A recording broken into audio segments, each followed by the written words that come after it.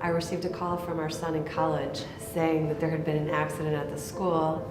His friend had called him and said he collapsed, he wasn't breathing. When I looked over, he was kind of laying face down on the ground. His face was just completely pale, looked like he couldn't even breathe at all. So I quickly ran across the field and I said, Noah, if you're joking, you need to tell me because I'm going to call 911. I had never seen Noah look that way before.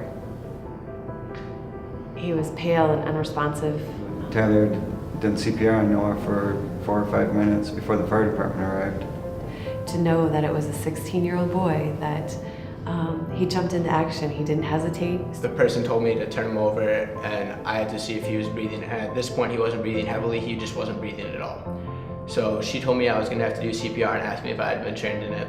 There was one time when I left his side during that first 24-hour period, and that was to go call Tyler Menhardt's parents.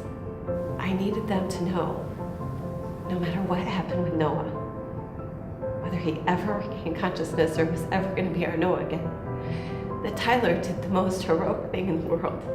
The true moment of that day was that Tyler saved his life with CPR. We're very blessed that the paramedics got there and that the doctors at the hospital were able to do things, but for us to have gotten to that moment, it took Tyler's knowledge, his teaching of CPR, and to be able to perform it on Noah. That was the moment. That was the game changer. So the disease I have is called hypertrophic cardiomyopathy, and it's where the walls of my heart are enlarged, making it harder for blood to pump through.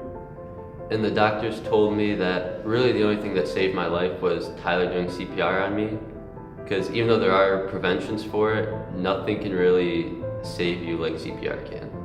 When we were in the hospital and we knew that Noah was going to survive, we were inundated with so many people that came to us and asked us to be spokespersons for the disease that Noah has, and that if we can get awareness out there to the public and whatnot. With what Noah has, there was a lot of awareness that the public had to have, but the more and more that we learned, for us that wasn't the important thing, because if Noah was tested today, they still would have not caught what he had. So what saved him wasn't the preventative. It was that someone knew what to do, how to react at that moment, and that's what Tyler did.